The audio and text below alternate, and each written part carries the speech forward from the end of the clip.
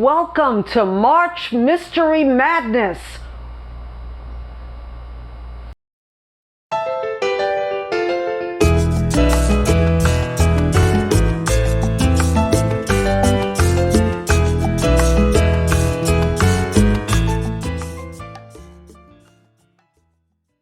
Aloha and welcome to my channel. I'm Marilyn Maya, the baby boomer booktuber, and today is my TBR for March Mystery Madness.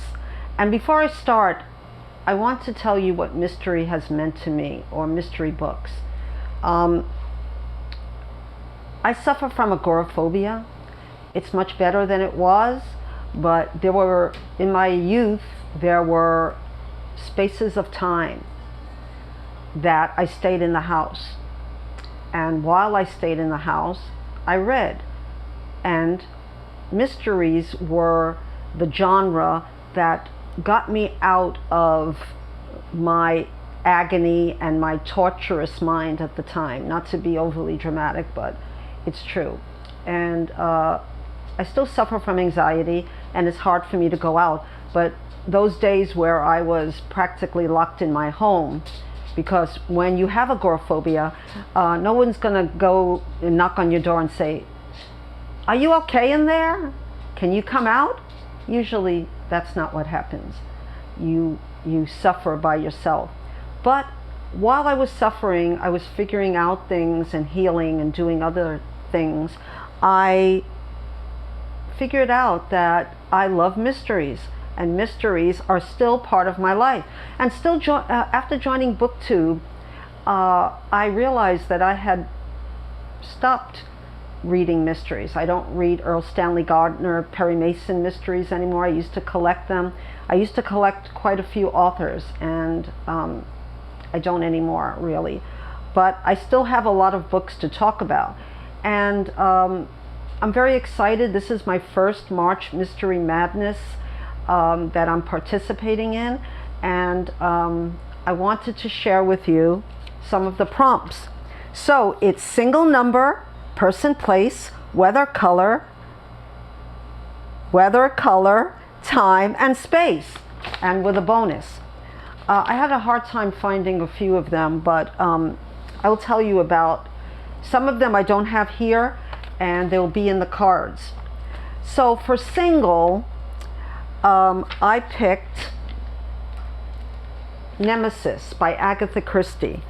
And I don't have time to tell you too much about them, but I will say it's a Miss Marple book. And one code word, my dear lady, is Nemesis. Miss Jane Marple sat in the big armchair by the fireplace in her house in St. Mary Mead and repeated the sentence softly under her breath. So I think I read this, but I can't really remember the story. That's one thing that's good about getting old. You don't remember it until you really get into it. Probably I read it. I read most of Agatha Christie's books, but I'm excited to read it again. All right, for number, I'll have in the cards One by One by Ruth Ware. I'm number 8 on the waiting list, so that's another number at the library. I'm number 8 at the library on the waiting list, and so that's 2 numbers. But before I read that book, I want to go back and read And Then There Were None by Agatha Christie. I actually bought this book, and I'll try to have it up on the cards with the original cover, which is very scary. Now the cover is more of a closed circle mystery cover, and I prefer the first cover. I think the first cover just gives me a chill to think about it, so it should be in the cards if I can find it. The next book I want to talk about, or I really can't talk about, is 13 at Dinner, because I don't have a blurb right here. But I'm thinking it's more of a closed circle mystery, and the first chapter in it is the first, I should say, it says a theatrical party. So I'm assuming it's something like Cards on the Table, where there is 13 people at in this case dinner, not bridge, and something is going to happen. And then there's Five Little Pigs, which I talked about at length, but in case you haven't watched that video, it says, Amyas Crale has been famous as a painter and infamous as a lover. His fiery wife Marilyn had been as jealous as she was devoted. So naturally it was she who was tried and convicted of his murder. Now their daughter Carla presents the brilliant Hercule Poirot with the greatest challenge of his career, to clear her mother's name by finding the fatal flaw in what, after 16 years, appears to be the perfect crime. I love this book. It's one of my favorite Agatha Christie's. And by the way, I'm going to talk about more authors than just Agatha Christie, but I do love my Agatha Christie. Okay, so now we get to person. So, of course, Poirot is a person, and this is Poirot Investigates. And it's an anthology of short stories by Poirot. Another person is a husband. So, The Perfect Husband by Lisa Gardner. I'm not sure I read anything about from her, this author, but her name is very familiar. And it just has one word that I'll say in the blurb. What would you do if the man of your dreams hid the soul of a killer? So I think I spoke about this in another video, how it reminded me of a lot of the Dateline stories where these men have been married several times and they fool woman after woman. Not all of them are killers, but some are. And the next book is The Good Daughter by Karin Slaughter, which I bought a few months ago. In fact, I bought this right around the time 6 months ago when I started BookTube. And I'll be honest with you, I'm a little afraid to read Karin Slaughter. I heard so many things about how brutal her stories are. And I'm going to read this first, and then Pretty Girls, which I heard is really, really filled with a lot of trigger warnings. So I don't know too much about it. I'll just read the small little blurb. Two girls are forced into the woods at gunpoint. One runs for her life and one is left behind. And what I heard about this is that it's about sisters. I watched another YouTuber who had a video about it, and they liked it a lot, about the sisters part of it. They didn't say it was so wonderful, but I'm still going to read it because I bought it. So for another place, I have Death on the Nile, which is in the big book that I told about Hercule Poirot books. So a lot of people are very familiar with Death on the Nile. It was made into movies, and to be honest, it wasn't my favorite Agatha Christie, and I'm not sure why. I saw a recent movie that didn't really take the story to heart, but it took the atmosphere. It was just gorgeous. So yeah, it's not my favorite mystery. My next book is Seeking Sanctuary, Sanctuary being a place. And I have a story about this author. Her name is Frances Fyfield. And there's been some talk on BookTube. I think it was Taking Tea with Catherine, and also another booktuber. I think it was Guilty Feet, Daniel at Guilty Feet, and he was talking about the mysterious bookshop in New York. I'm from New York City. Well, I'm from Brooklyn, which is a different story. We don't consider it really part of New York City, kind of. And I went into the store, and I think his name was Otto Penzler, and he ran, I still think he runs the bookshop, but it's no longer on West 57th, it's downtown. And I asked him, you know, I like psychological mysteries, can you suggest someone? And he says, have you tried Frances Fyfield? She's was a lawyer in Britain, and she's got really great psychological mysteries. And I really started reading Frances Fyfield, and I don't see her much anymore. I don't even know if she's still living, but I'm going to check it out. So, Seeking Sanctuary. Theodore Calvert walked out on his wife and children, Anna and Therese, when they needed him most. Now, from beyond the grave, His carefully crafted will is set to unravel his daughters' lives all over again. So I don't remember much about this. I'd like to reread it. And for place, I have place in another of Frances Fyfield's novels. It's Not That Kind of Place.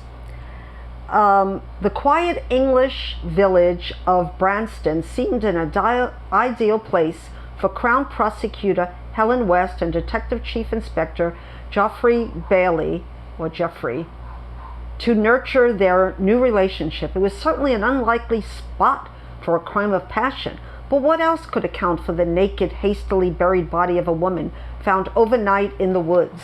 So this really, I remember it as being a really thrilling book, and I'd like to reread it, but there's so many books, so little time. This is a new book that I don't know anything about. I got this out of the library yesterday. I never heard of the author. His name is Edwin Hill. So it's Watch Her, her being a person. It says, this whodunit has broken family dynamics and wonderfully complex and intricate mystery. Plenty to engage readers looking for a new amateur detective to follow, and that it's intense. Hester Thursby returns to Edwin Hill's complex psychological thriller about a powerful Boston family desperate to keep their darkest secrets from coming to light. So this looks or sounds interesting, so I hope to get to it during March. Now, where are we up to? Okay, so weather. I had the hardest time with weather. But I did find a Dorothy L. Sayers book, Clouds of Witnesses, that I haven't read. I read Gaudy Night, and I really enjoyed it. And I think I read a few other of her books, but this is a new one to me. And it says that rustic old Riddlesdale Lodge was a whimsy family retreat filled with country pleasures and the thrill of the hunt until the game turned up human and quite dead. So that's cloud. It's a different kind of cloud, but it's a cloud. Now we get to color. I don't have anything on my shelves with the word color, but there's three things that I wanted to talk about. And I want to reread Devil in a Blue Dress by Walter Mosley. I have a complicated relationship with him. Some of his books I really enjoyed, and some I really hated. But that's a story for another time. I love Devil in a Blue Dress. I know that I was spoiled by the movie. I heard about the movie. I didn't see it, but I heard about the movie and the plot twist. And so when I read it, it sort of let me down a little bit, but it's still a really good book. And I think it's his first book with that detective that I can't recall the name right now, but I'm sure you'll tell me in the comments. All right, Going to Time. What can be better than The Daughter of Time by Josephine Tay?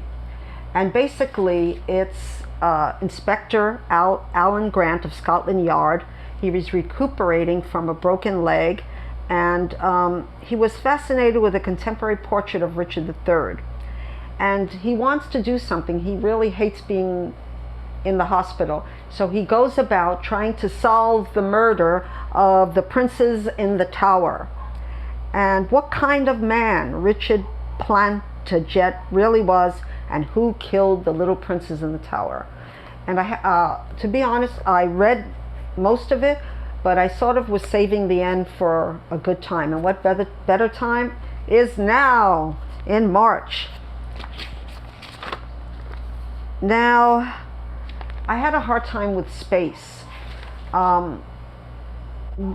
Space can be a lot of things. For me, it was a house.